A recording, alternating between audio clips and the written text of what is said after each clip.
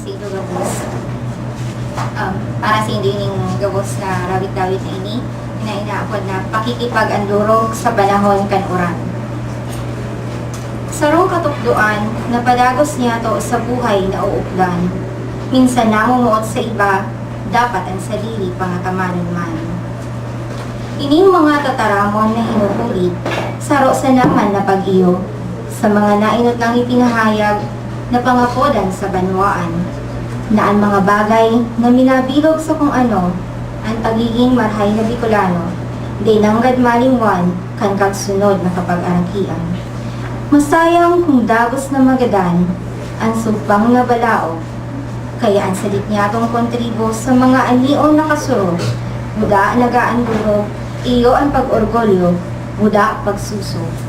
Sa tinalubo na bako ang nagbantay, o ang nagtubig ang nakapatalupo.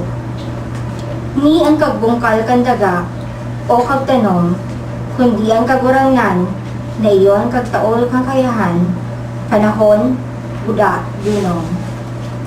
Sa tuya asanang inaaprobitsaran, ang pagdugdog kanuran, para antabayan kung ano ang mga kinaabtan, kan mga kamauotan na parangpungon ang mga banhi, na nagahalat kan sa inang kalot tangan, sa tulayan kan sa lidang dugo man makagamot. Ngapit panahon, sa lindong kan mga dahon, kita pwede magpairilay-ilay, magsirong na ayahay. Pero aram taman, na ang mga paraadalon, padagos masulo ang sindang mga kiray. Kaya asagpod nagauran, magsaralog kiipalis sa dulay. Kita, garisa na mga tanga, nagtutulay-tulay sa mga sangasanga, nakikiagi sa mga dahon-dahon, dangan nakikipag-uron-uron. Sagpod may maparong na mga burak na mahamuton, sagpod may mahiling na mga bungang inog ng puro.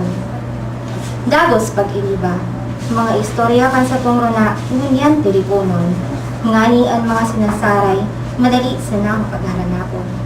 Sa pag-abot kan panahon, na ang mga ini kaibuhanon, o sa pagrekwerdo sa mga agi-agi, may magayon na burubukliton.